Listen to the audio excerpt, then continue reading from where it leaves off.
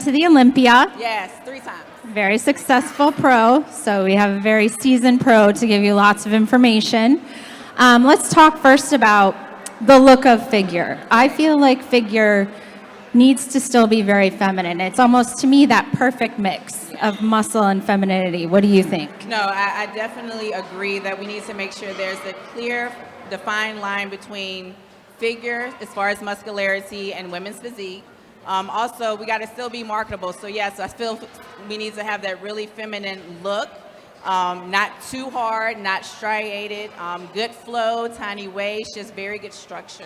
Yeah. Yes, I agree. Figure is all about shape, and you have wonderful shape. So that's why I'm so glad she's here to demo some of the poses for you guys. Before we get to that, let's talk about what makes up like a good figure look. So we'll start again with the shoes. What do you think about shoes for figure? Right, so I feel like shoes for figure, just like any other category, no less than like a 4-inch heel, 5 is usually safe.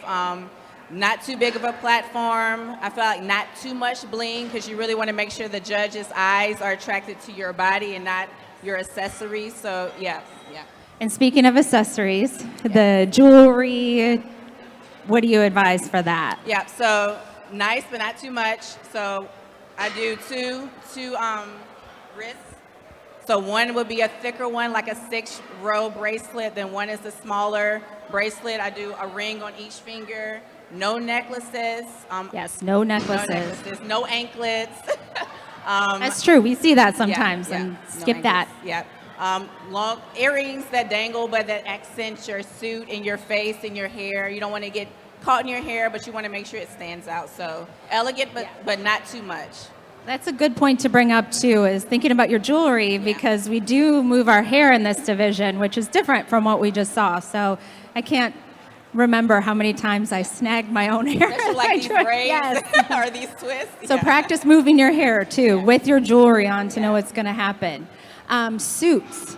I feel like figure suits, there's so much more you can do, designs and all this stuff.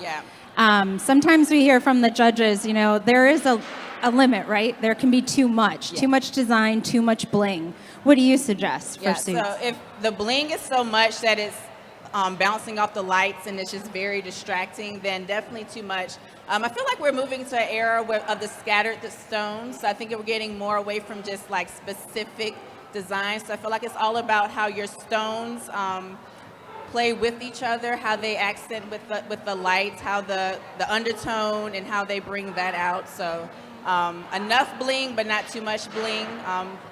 I feel like we're going to the scattered look these days, and I like it. I like that too. It's a little more subtle. And as far as the way the suit fits, I feel like I've seen some of the mistakes I see for figure athletes are their suits are too low. Right. It feels really awkward the first time you put on that suit to pull it up to your navel level, your belly button level, but that's where it needs to sit, right? Yeah. Anything less can elongate your torso. Maybe it's not sitting at the smallest part of your waist. It's really important to have your suit placement right. And of course the connectors, they cross in the back, right? I've seen some suits recently where they're just like connecting this way, which... Really? I've never seen that. I've seen it a couple times in the last year, and I hope it's not a trend. Okay, no, it's not flattering. Not the norm. It's not how you want to wear it. Maybe they just connected it wrong themselves. I'm hoping that it was just a mistake or something. Let's talk about tan, because tan matters for everyone, right? Right. So don't underestimate your skin color as far as not needing extra coats of tan. Obviously, I have a darker skin tone, and I used to think, I only need like 1 coat of tan. And I work with Liquid Sun Rays, and she's like, no, trust me. You want this darker coat of tan, because when you get under those lights, if you don't have that extra color, then you're going to look washed out. So don't think you can go on stage without a tan, and don't underestimate how the darkness will react when you're under that light. It's actually better for you to be a little bit darker. You want to be a little bit darker than bikini. You're not going to be as dark as maybe like a bodybuilder, but you want to make sure you have a good color. So yeah. And this is a division where you wear oil or glaze, right? So in bikini, it's like a sheen.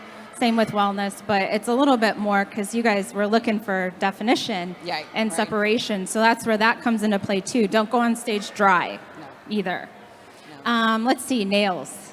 What do you think about nails? Yeah, so I'm a big fan of like a French manicure, or I'll do a white tip, or But nowadays, you don't want it to be too much, but you want to make sure that you have your nails done. It doesn't have to be. If you have really nice long nails, but I feel like most of us it's necessary to get either. I mean, they have really elegant press-ons these days, but A lot of people use those. They have really elegant press-ons, but you need to make sure that your nails aren't too much, but you want to make sure they're nice and they're elegant. No claws. No if claws. They're super long and colored. Claws. I don't even mind colored, but if they're super long, that's distracting. Definitely no claws. Yeah.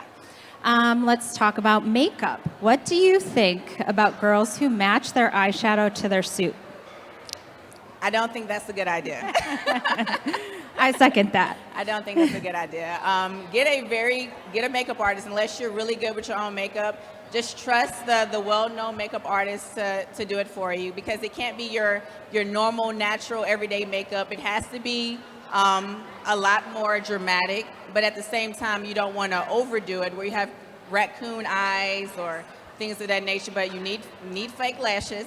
So I wouldn't recommend not going on with fake lashes. And make sure that your makeup matches your skin tone after your tans. Yes. After you tan. So if you get your makeup done before you get your final tan, tell them they may need to make it a little bit darker so that it can match. Yep. And hair. Yeah. So do you think hair is a little bit different for figure, or do you think it's the same as bikini wellness? What do you think? So I think in figure, we can get away with a little bit more variety in our hair. So I've seen a lot of figure girls with shorter hairstyles, so you don't have to move your hair. I actually do braids and twists, and it worked for me. So I think for figure, you have a little bit more variety as far as what you can do, and it won't take away from your physique. Because the judges you're not hiding anything. The judges really want to see your physique, so there's a little bit more flexibility. I agree. And as long as it's feminine, and again, I feel like you need to wear what you like. Yeah. Because it shows. Yeah, right. If you're wearing something that you're not comfortable with, you have curly hair, you're straightening it, or I know girls who wore wigs for years and they never felt right in it. Right. So and that's once they stopped, yeah. they looked 100 times more confident on stage. So I wear more natural styles year round, and then I would just wear a wig for the stage, and I totally just felt not like myself. The confidence wasn't the same because it just wasn't me. So yeah, you definitely got to do what makes you feel comfortable. Yeah. All right, let's have Billy and Teresa come out. We're going to talk a little bit about the judging and the criteria for figure. Teresa, come out here too. Teresa is another one of our judges, and she's also a figure Olympian. You're coming out here. So Billy, go ahead and talk about some of the criteria. So the first thing we're looking for here is the structure. We want a nice shoulder to waist taper. We want a balanced physique, top to bottom, front to back. Conditioning wise, we want very lean. We don't want striations too much, but we want nice, deep, clean separation throughout the body. When it comes to posing, you got 4 poses here. We want to be, stand up in your front pose. Shoulders even, showing the shoulder to waist taper, not over posing and shrugging anything up. Nice, relaxed, everything tense, everything flexed, but not over posing. I like the mix that she's got here. This is flexed and showing shape, but this looks really relaxed to me. It doesn't look tense and it's not bodybuilder-ish like that. Her hands are relaxed, which makes it more feminine, in my opinion. Do a quarter turn to the right.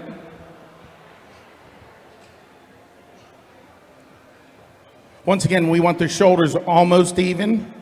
You can see all this is flexed like Becky was saying, and then everything else is relaxed. I would like to see the hands spread out just a little bit more, just to show a little bit more of that midsection, the lats, the shape from the shoulder to waist taper.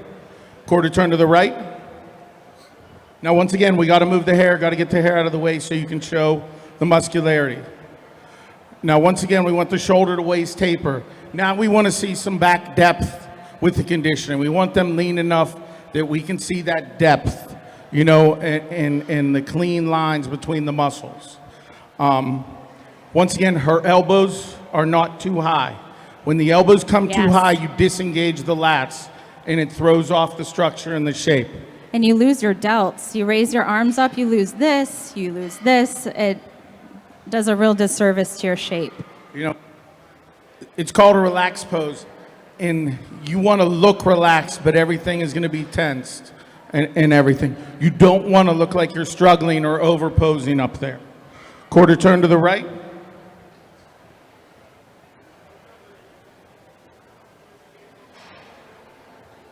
Good, and face front. Whenever you're in question on what the conditioning should be for a division, look at last year's Olympia winners, and that's the conditioning we're looking for in each division. So you can have an easy guide. And like I was saying earlier, we don't change our criteria from show to show, from state to state, anything like that. We're looking for the same thing. The only thing that ever changes is the athletes that show up, you know? So sometimes people that are too hard get rewarded or too soft get rewarded just because there's no one that really fits that criteria in that division on that day, you know? So conditioning and really nailing everything on the day of the show is extremely important, especially at this level because the athletes are all so close. That can really be what separates first and second, second and third. The first call out is opposed to the second call out. So one of the best things you can do is find a way to be consistent with your body from show to show. You know, bring that same level of conditioning each time and what works best for you. Can you show us like a relaxed pose, like how you would stand on a diagonal? This is a pose you guys will hit too when you're standing on the diagonal. So your number will be showing typically, and you're showing that same shape again. This is one of my favorite shots. You see the wide shoulders, tight waist, you see curvy lower body, and it's feminine. It's a really nice, this looks like the trophy, right? So you definitely want to master this pose, and a lot of it is by facing your hips, at least at a 45-degree angle, and then your upper body is this way. It tightens the waist, creates it so it's cinched in, and you show all those nice curves. While Becky's talking about the diagonal line, what I want to talk about real quick is when we're doing our call-outs, and a lot of these shows, especially when you get to the national level, have 20, 30 athletes in that class, and you might be stacked 2 or 3 deep in that class. If you're in a second or third row, do not worry about us not being able to see you or someone blocking you. We already know, based on our initial look and then your individual routine, who we want in our first call out, who we want in our second call out. We have every athlete that's on that stage already slotted in the call out that we want. It doesn't matter that we don't see you necessarily in that first row. We already know who we're calling out without looking over at the diagonal lines. But when you're on those diagonal lines, there's always some judges looking at you. So make sure your posture's good. You know, you get in your best position to show us. Try not to adjust much unless you get tired, because a lot of times you're out there a long time for some of these bigger classes. But do not worry if you're in the second or third line on the diagonals, because it's one of the big questions I get after a show. Oh, I got overlooked because I was in the third line on that diagonal. No, you didn't. We knew exactly where we wanted to call you out. You know, it can happen now and then where we miss someone or something, but there's anywhere from 5 to 11 of us, depending on the show, all putting down who we want to see when, you know. So we usually do our best not to overlook anyone. You know, it can happen, but we don't need to see you on that sideline. So do not stress or panic just because you're just listen to the expediter, go over there, get in your best pose and stand in a professional manner the best you can. So Billy, let's talk about a trend that's happening in the pros a little bit. And because all you amateurs watch the pros, you know, you may not do as long of a presentation, but for their style and kind of how they move, that's what I used to do as an amateur. We're seeing some girls that are hitting almost like a bodybuilding pose, like a lat spread. And just to clarify from us, you know, I think it's, you know, stay in your division for posing, right? You want to pose for the division that you're in. That's not one of the mandatories for figure. So don't feel like you have to do it, and don't feel like it's necessarily a positive thing, I think.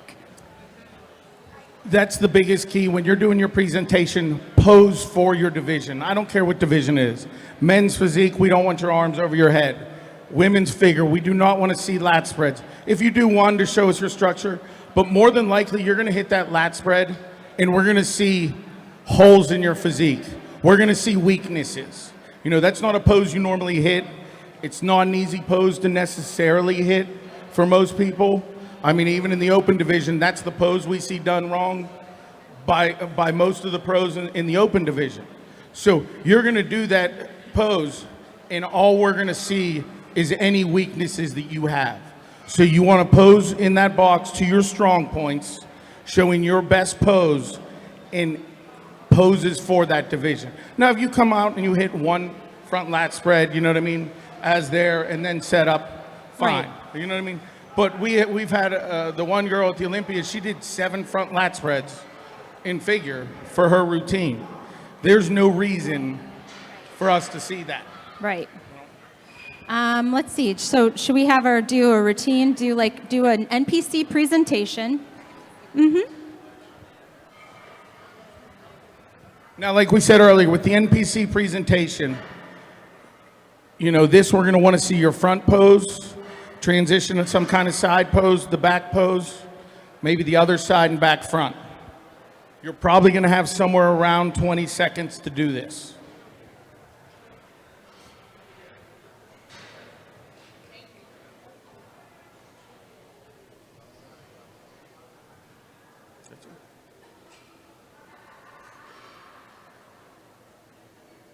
Notice she waves with her backhand. We don't want to see that front armpit. So always wave and exit the stage with the backhand. I like how her entire routine is fluid. It's practiced, it's feminine. It's not just one pose and then your leg drop and then you hit another pose. It's everything, her posture is up, her stomach is in, her glutes are arched, and it's all like one routine. It's not pose, rest. It's all one routine. And in figure, you have a little bit less freedom maybe than in bikini or wellness, but you still can add your own style and just, you know, some feminine movement to make it look like a routine. And that just goes further for us to see you as more feminine and the ideal that we really want to see. You should practice so much that you don't have to look at the ground when you're turning. You don't have to drop and reset anything. You know, once you're on stage, everything stays up, the posture stays up. When you turn, you should not have to look at your feet.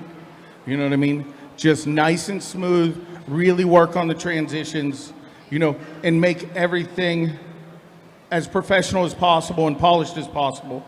And like I said earlier, when we call for a quarter turn, be the first person to move. Get in that quickly. Our eyes are going to gravitate to that first part of movement up on stage, you know. Don't overdo any arm movements or anything in transitions. You know, that distracts from the physique, you know. I think an important point here, and as we go through the day and get into the other divisions, is posing conditioning. And it's something that we've talked about. It's especially important, I think, in these divisions where you actually are flexing. It's not just your posture, you know, arching your back. You really need to take time to pose every single day. Even, you know, 10 years into my career, I was still practicing posing just for the conditioning part of it, like to hold your abs in for a while, take some practice, and to be able to flex your quads for a certain amount of time if that's what you're doing. So I think we talked, you do it at home when you're watching commercials or watching a TV show. It takes conditioning over time to hold those isometric contractions and that posture on stage. And it's, especially at these upper levels and the pro levels, you're going to be on that stage posing longer. We see athletes right in front of us come out and basically go, oh, there's your winner. After one round of posing, you know, they've flattened out, they've changed, they've spilled over. They're getting tired. They're not controlling their midsection. You know, we've seen athletes go from first to fourth in the matter of 2 rounds of posing, you know. So you have to have that conditioning, know your body, know what happens out there, so you don't flatten out. You don't. Yeah, and a good thing I do is especially going to the show, my husband and have me hold front and back pose at least for 2 minutes apiece, and we'll do it multiple times. to the point where I'm not shaking, I'm not over breathing. Because like you said, I have literally pushed myself out of a higher placing because of my posing. I went back for the feedback and they said you just started fading. Yep. You just started fading. That's really the only reason we moved you. So it's very important. You know, once we get to these posing divisions, you see it a lot more than we do in bikini and things like that. But in the figure, in the women's physique, women's bodybuilding, and all the men's divisions, it's not where you start. You come out, you might be the winner, you might be in second. You can fade so much so quickly if you're not in the proper condition. You know, we may end up leaving you out there by yourself and bringing a whole nother group because, you know, we've seen you faded that bad. And it's just, you know, just washing that physique out, you know. You know, the over sweating and the losing of the tan, we can tell you're probably not in the proper shape condition for posing wise that you need to be. You know what I mean? Especially at that top level. I think conditioning and posing can get you tighter too, right? It's a bodybuilding thing. Like you pose going into a show to start to harden yourself up and things. So I think that's a point I like to make too, that even in, you know, bikini, this is still bodybuilding. That we're still posing your best physique in presenting your physique that shows your strengths, not your weaknesses. And some of the old school techniques still work. You know, even in figure, if you know, don't have a hamstring, there's a way that you can like squeeze your knees together, right? And slightly bend your leg to show more of a hamstring that hangs. Some of that stuff is good to go back to. Sometimes it's good to get feedback from bodybuilders because even though it's a women's division, it's a feminine division, there just are mechanics to the body that work no matter how you're trying to show it. The other thing, in that improvement season, even though you're not in the shape you want to be in, continue to practice posing in that improvement season. Try not to let yourself get too far away from your stage weight, you know what I mean? Try and keep it relatively close. Usually we've noticed better progress on the athletes that don't just completely let go and worry more about size and weight and put better quality and stay in better shape and can be more efficient in that improvement season. It's one of the things that I've noticed over the years. The athletes that keep it within 10 pounds or closer with their conditioning, put better muscle on, better quality off, didn't diet it off when it came back time to compete again the next year. And I think the last thing I'll add is that even though this division has more muscle, it's a division of illusion, right? Like you get next to these girls and you see a feminine, you know, shape. These are not super big bodybuilder size women. You know, seeing Sid a couple weeks ago, she's small, she's tiny. In the photos on stage, they can look super muscle bound, but it's all that illusion. It's about full muscle bellies, tapering into those small joints, small waist, and it's how they present it. So it's kind of nice, I think, to see some pros, to see like what they actually look like. It's not these big, huge girls that you think you see on stage when they're by themselves under the stage lights. Want to bring athletes up? So I think we're ready to bring athletes up. Do we have our figure girls?